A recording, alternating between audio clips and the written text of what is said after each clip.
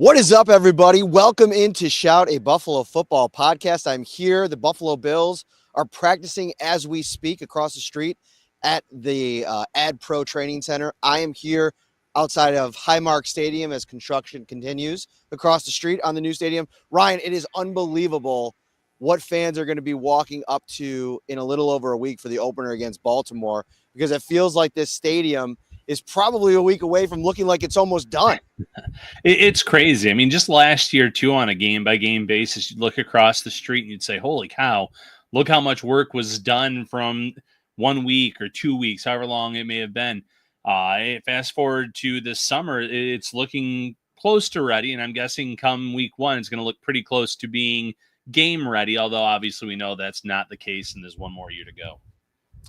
We are, as always, brought to you by Amtrak. If you're looking to take a trip inside New York State, take the worry and stress out of it and just head over to Amtrak.com.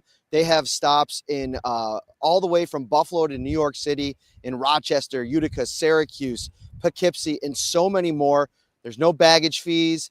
There's no free Wi-Fi. Kids ride 50% off. Ryan, it's about as good of a deal as you can get right now if you're trying to travel. Yeah, you can't beat it, especially with gas prices the way that they are, flight prices. Amtrak has you covered at a good rate. How about this? I'm going to actually adjust this in episode. The wind is so bad, Ryan. I'm going to make an adjustment. You're going to come into the car with me, everybody. I've just made that decision on the fly. Look at this. You can't have the hair getting messed up like that. Right into the Kia. How does this look right here? We good? I love it. I love it. Look at this. We're rocking and rolling. Big news day, Ryan, today. We have Jordan Poyer returning. It's the first practice of Jordan Phillips as well. I want to start with Poyer because I think when the news was reported, and I think the first report out was from Jordan Schultz and said the Bills had signed him, wasn't necessarily indicating where Jordan Poyer was signing to, but we get a couple of reports starting with Diana Rossini a few minutes later, and he's going to be on the practice squad. There's so many layers to the Poyer addition because I think you have him as a player, and I think the concern from a big chunk of the fan base is, what does he have left in the tank? Well, he might not have much, but I don't know if they're necessarily bringing him back to the practice squad, asking him to play a pivotal role in that room. I think this is almost like the Micah Hyde plan part 2. He's going to come in. He's going to be able to show all these younger players how to watch tape, how to prepare in a game week, and see where it goes from there. Maybe if he gets ramped up and there's an injury and they really need to call on him, he knows the defense. He's been out there before. He's played with Tre'Davious White. He's played with Christian Benford. So I feel like Matt Milano and Terrell Bernard and Taron Johnson, there's familiarity there. It makes a lot of sense. It checks a lot of boxes. I don't know necessarily after we learned about the practice squad if it was worth getting too worked up about, but I do understand some fans who maybe push back on the Bills' comfort level and bringing back players that either past their prime or not able to maybe trust them on the field. That's going to be a concern if he's ever asked to play. Yeah, and that's fair. And listen, I've been the first person to talk about how running it back has not been the best idea for the Bills in the past, but that has to do with the main roster. On the practice squad, I really don't have any issues with it. I think Jordan Poyer is going to be a great mentor, a great leader for a lot of the youth on this roster. Keep in mind that, Taylor Rapp is obviously a savvy veteran, but you go down the list after that. Yes, Hamlin's been here a little bit. But Hamlin said he was still learning last year from Micah Hyde. So Hamlin's in that bucket. You have Cole Bishop, year 2. You have Jordan Hancock, who's a rookie. So they're going to be able to learn from someone that played at an all-pro level, Pro Bowl level, in his time in Buffalo. Smart player. Obviously, if he gets elevated and has to play, it's fair for some fans to be concerned if that ever ends up being the case, because we don't know how much he has left in the tank. There were some really bad angles that he took last year in Miami on tackles and some rough outings for him. However, he also acknowledged that their system did not play to his strengths. We know this system does. So I'm trying to give him the benefit of the doubt in case he was ever thrown into action. But on the practice squad, the Bills are being realistic about this, saying that for now, this is more about him mentoring than anything else. And I like the ability of a Poyer or a Hyde to share all of the knowledge that they have, specifically of this defense. Because if you go back to the start of the offseason program and training camp, one of the things that defensive coordinator Bobby Babich talked about was like Cole Bishop still just not maybe being there in terms of everything that he had to download rookie season. He didn't play a ton. If you're bringing in a guy like Jordan Poyer, I mean, going back to the time when Bobby Babich was the safeties coach for them, there's a lot of continuity, familiarity between those two. And I think that that's something that a young player like Cole Bishop learning what how to best communicate with your defensive coordinator, even. I think those are like little lessons that Jordan Poyer can bring into that room. And I think Bishop is going to need it. I was having a conversation with DeMar Hamlin at the start of camp, and then Bishop ended up getting injured. And so I never ended up writing a story on it, but it was good background. And I think it's very pertinent right now. And part of the conversation was going back to DeMar's rookie season and when things were a lot for him as he's trying to play special teams, learn the defense, learn how to play safety. And you'd think from the outside looking in, Jordan Poyer and Micah Hyde, they'd have like this ability to mentor a young rookie like DeMar Hamlin and kind of bring him along. And he was like, they were busy preparing for games every week, right? So it's like Right. they didn't have the time to really pour into him the way that would have probably been beneficial for Hamlin. He even mentioned a guy, Jaquan Johnson, as a vet at the time that was really beneficial to showing him the ropes. I know there's probably some jokes out there. Maybe you don't want to be learning too much from Jaquan Johnson, but it is what it is. And I think that with Taylor Rapp and Cole Bishop so entrenched in the week to week, the game to game preparations, a young player like Jordan Hancock can also benefit from Jordan Poyer and his wealth of knowledge, and now more than anything, his time to be able to impart that knowledge. Yeah, 100%. And in the comments here, we have some people saying, what are all the assistant coaches doing if they need all these mentors?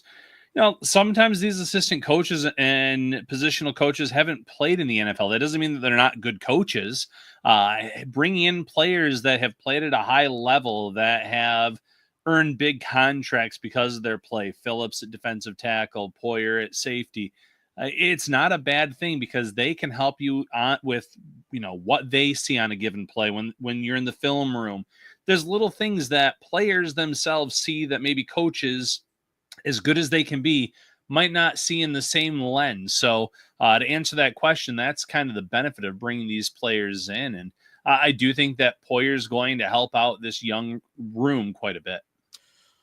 I'm here at Highmark Stadium. We're talking about the Bills practice squad. We'll get into a couple of the additions, some of the players that are back, some new faces, and obviously maybe some players that I think a lot of Bills fans were either hoping would be in the mix or the Bills would maybe consider. We can get into some of those names as well. The Bills, before we get to the practice squad stuff, the Bills are practicing right now, and there's some really important updates just coming off of the field, and then we'll get a chance to go in after practice and talk to some players. I think Jordan Poyer scheduled to meet with the media.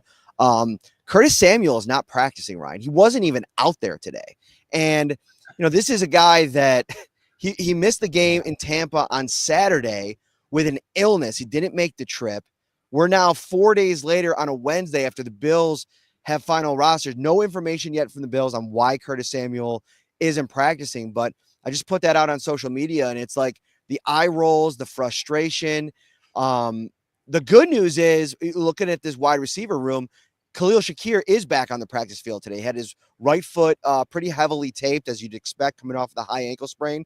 I thought Elijah Moore looked electric in the routes versus air just now as well, which is where he tends to shine. He's a really good athlete. But if Samuel's not available, I mean, I think that elevates week one Elijah Moore against the Ravens, depending on what they want to do with him, kind of sprinkling him in depending on Shakir's status, and then obviously with Keon Coleman and Josh Palmer.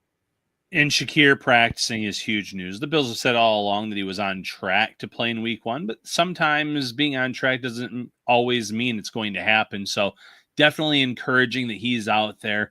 Curtis Samuel, this is beyond frustrating if you're a Bills fan, because again, we've talked now about 2 summers that have just been very little practice.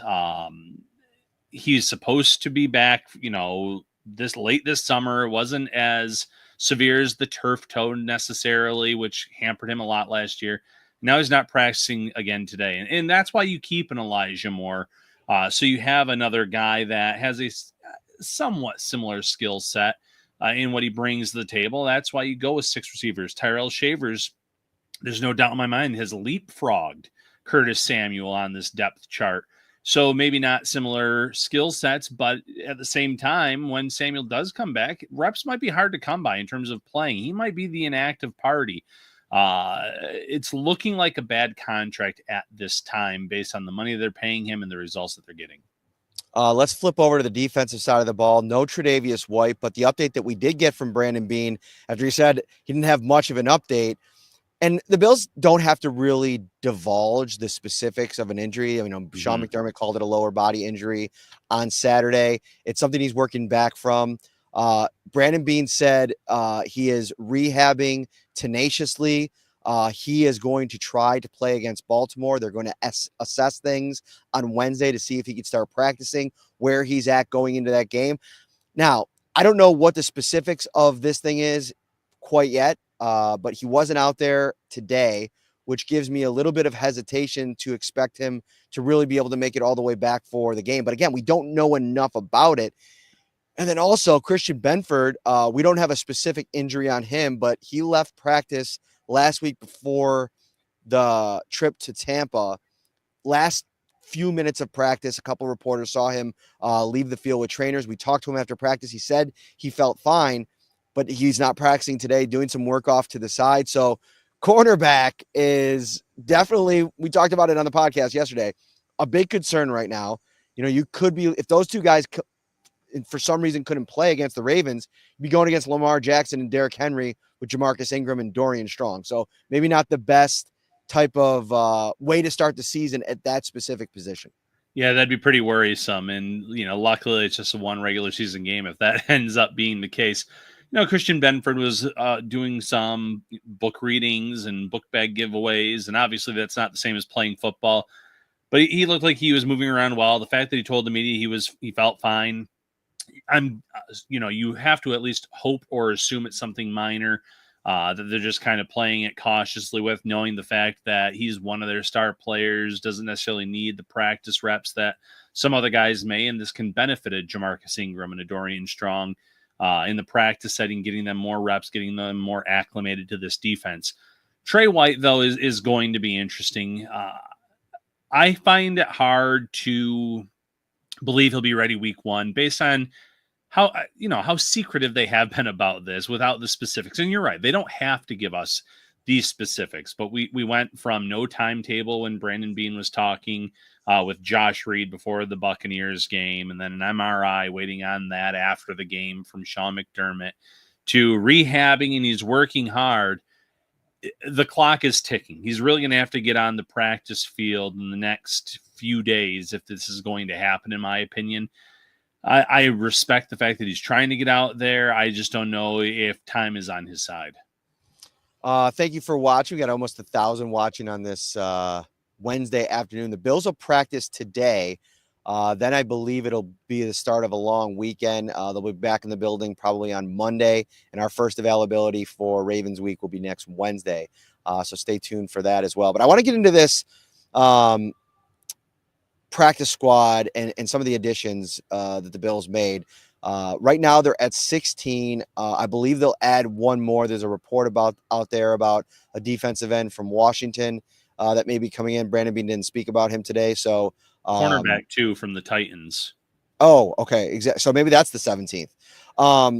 What they've reported or what they released, quarterback Shane Buechele, running back Frank Gore Jr., Steven Gosnell, and Christian Wilkerson at wide receiver, tight end Kaleki Latu, O-lineman Travis Clayton, Dan Feeney, Kendrick Green, Zion Logan, Jordan Phillips as the defensive tackles, linebackers Jimmy Charlo and Kenta Jenkins, Daquan Hardy and Dane Jackson at corner, and then Poyer and Sam Franklin, who I want to talk about here in a minute, a safety as well. What do you like let's start here. What do you like the most about this collection on the practice squad? I mean, getting Frank Gore Jr. back, I know the Bills' running back room is deep, but he has grown by leaps and bounds in 2 seasons, and if something were to happen to any of those backs, I think the Bills would be very comfortable elevating him and playing him in that role. The linebacker position would be next for me. They are very high on Jenkins and Charlo, and having them both in the system on the practice squad is going to help, where it wouldn't shock me if one or both were on the 53 next year at this time. Obviously, Matt Milano's contract, ends this season. I'm not saying that they're going to run him out of town. If he plays well, I'm sure they'll try to re-sign him. But I think extra reps for both of those guys can lead them to being quality players on this roster. So I like that a lot. And then, there's a little bit of uncertainty, though, because you just mentioned there's 16 signings here. The Bills have 17 because they have the international pathway player and Travis Clayton. And there's two players that they've been linked to, a defensive end from Washington and a cornerback from Tennessee, who they haven't come in yet and signed. I'm guessing both will sign, and then one of these guys are going to get knocked off the roster. And we'll talk about that in a minute in terms of who I'm guessing that would be. But overall, those are the things that I like. What about you? I think Kendrick Green, you said a lot of, I would share that. I already talked about Poyer. I like the addition of him. Mm-hmm. Sam Franklin, to me, is a guy that has a chance to be elevated week one as a throwback Chris Tabor in Carolina special teams ace. I mean, he was a captain in Carolina there, somebody that's, Brandon Beane talked about him a little bit today. They've kind of followed him for a while as a team that obviously values the four phases of special teams, and he could come in here and maybe be a real addition. They have a lot of young players playing on special teams, and maybe you keep somebody down in the first couple of weeks, kind of sit back and watch a guy like Sam Franklin work. And depending on how things shake out with Jordan Hancock and what he can do, depending on how many specialists you need. I mean, I could see some weeks where maybe DeMar Hamlin is down in favor of a Sam Franklin. And maybe we even see at some point Franklin get the nod on the 53, depending on what's going on with DeMar Hamlin. I could see him falling into a Dane Jackson kind of category, right? Where the Bills could maybe move on from him and bring him back to the practice squad if they're in a spot where they feel like Sam Franklin can give them a little bit more. And then on Kendrick Green, that to me is what the Bills seem to always do. And that is find one or two veterans on both sides of the line, but specifically on the offensive line, that they're able to bring in, get a good read on over the course of, 6 months from the offseason program to camp and preseason, and then stash them on their practice squad for a rainy day. I mean, they have great depth on the roster as it stands. You have Tylen Grable, who's on injured reserve, Van Pram Granger that's been activated. He's kind of working his way back.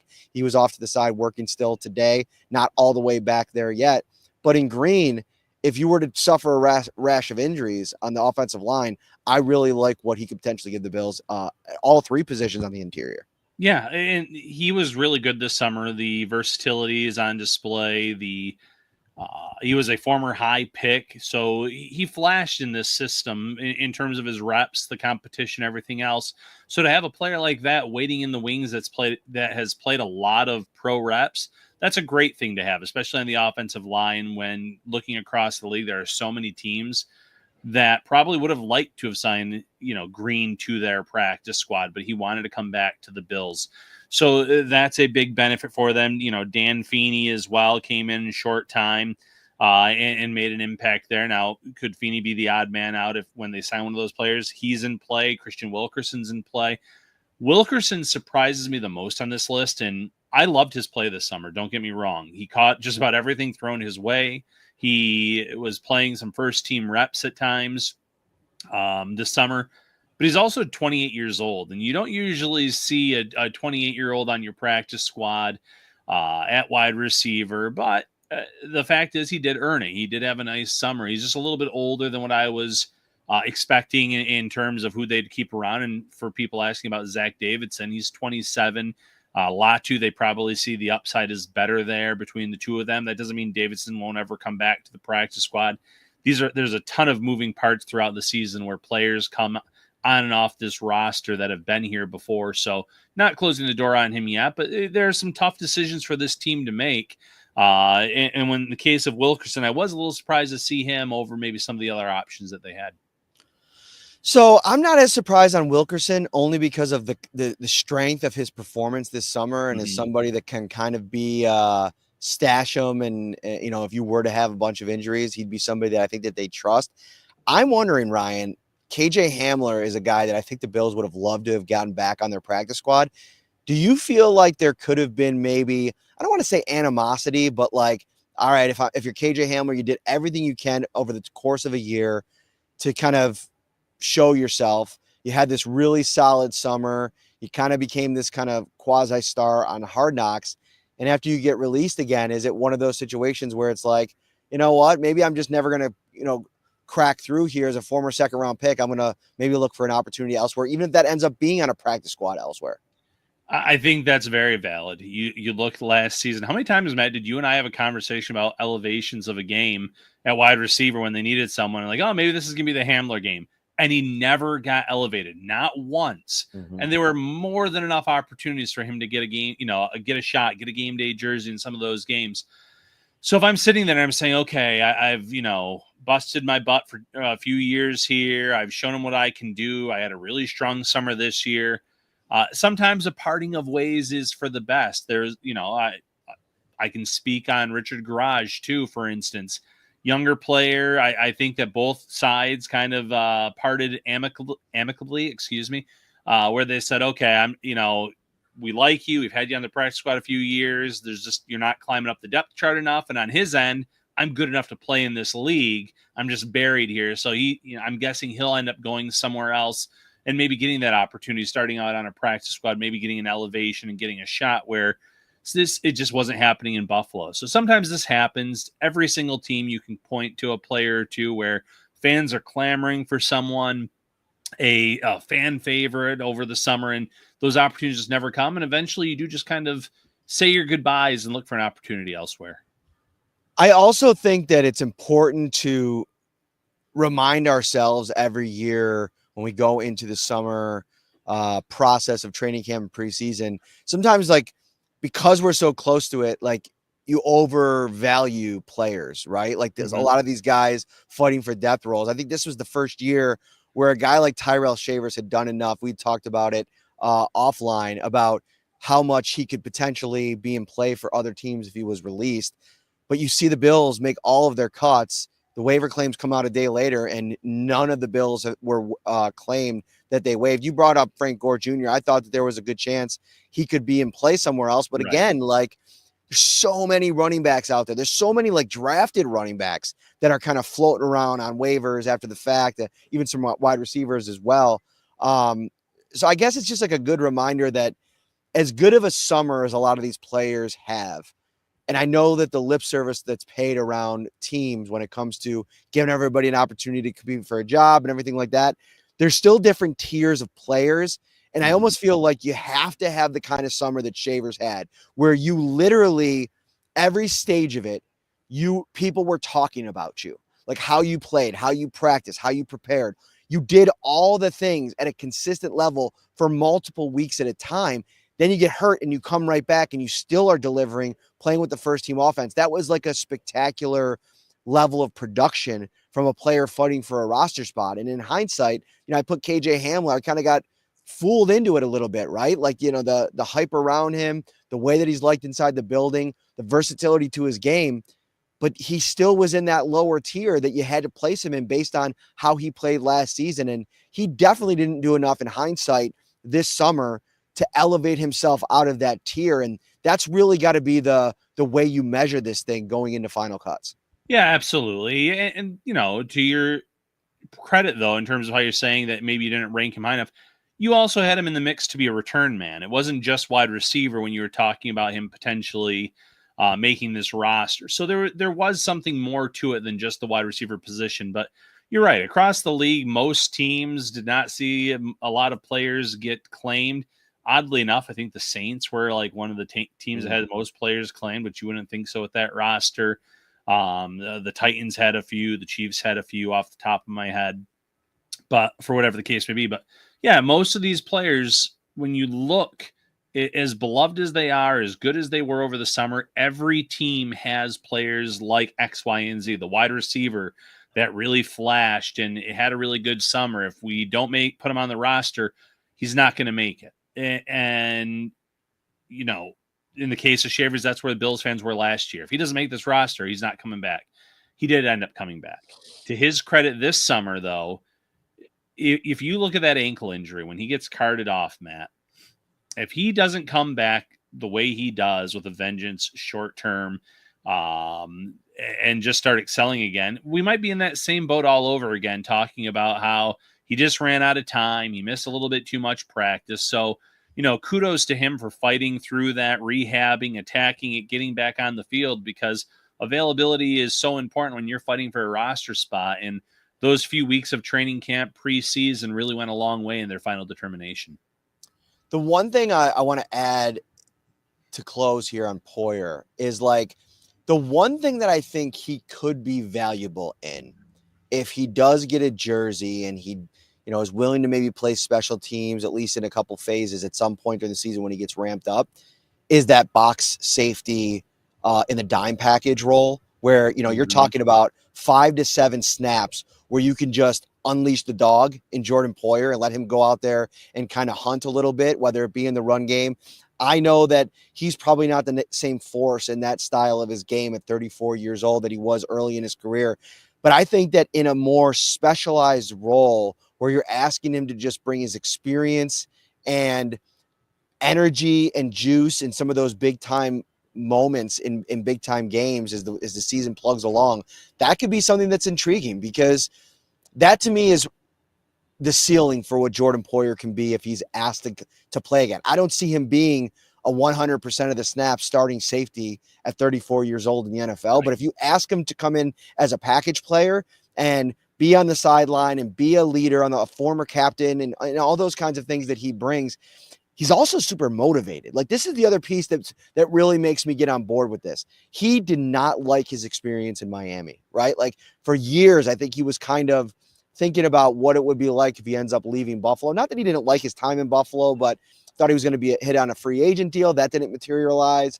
And then obviously some of the political stuff in New York State and his wife and all those and his brother, all those things that kind of get talked about when you bring up Jordan Poyer's tenure here. But if you look at it really now and what he can be, I do think he's motivated to go out on a much more positive note. And if you're asking him to just play in a smaller role, I think that can look a little bit better. Right. And again, it comes down to the fit in the system, and he is a great fit for it. Even if he's lost a step, I think he can be okay in a limited role, limited reps, one game elevation, something like that, But if you're talking a full year starter, 80% of the snaps, I'd be very worried. But the role matters, the reps matter. If it's a limited role, he's going to be fine. Think about how many times the Bills in the last 3-4 years have had 1 or 2 starters out on one side of the ball, and they've been able to get through the game just fine because there's all those other starters around them that help raise the level of their game or protect them. The Bills know how to cover weaknesses or warts, whatever you want to call it, in a player's game. If it's not like what we saw in the preseason where some of these guys were really struggling, it's because they were surrounded by other second and third teamers. In the NFL, even if you have one weak link out there, and I'm not saying he's a weak link, so this isn't the greatest terminology, but even if you have one guy that's out of their prime, they're going to be okay if they're surrounded by all these other starters. If Joey Bosa in that pass rush is as good as they can be, the cornerback play is going to be better no matter who's back there. The safety play is going to be fine if you have Jordan Poyer back there. If you have Matt Milano and Terrell Bernard healthy and flying around, that helps on the back end. That helps up front. So it's all working together. And as long as you have the majority of your starters out there, 1 or 2 backups or 1 or 2 players in a smaller role, they're not going to stick out that badly. So many people watching here, an impromptu episode of the podcast. We really appreciate you. We appreciate you so much that we're putting a live show together for September 6th, the night before Bills versus Ravens, the kickoff the season at our home away from home. Wingnuts, Millersport Highway, the Bar and Grill. We're coming out 6 p.m. Ryan and I will be there to do our last podcast before the home opener. Everybody's going to be in town. Everybody's going to be looking for a party. That place is going to be absolutely bumping. Come out to Wingnuts. Get it in your calendar right now. September 6th, 1 week from Saturday, 6 p.m. We'll be previewing Bills, Ravens. We'll bring fans onto the show. We'll be eating wings, drinking beer. It's going to be a great time, Ryan. Yeah, get after it, Bills Mafia. It's a Sunday night football game. You have all day to recover and recoup. Come to Wingnuts, down those wings, down those beers. Join us for shout. Sounds great, buddy. Enjoy the long weekend. We'll see you next week. I appreciate give yourself a pat on the back. You've been grinding your butt off the last couple of days. Go get some rest. Oh, we'll do for sure. Take care, everybody.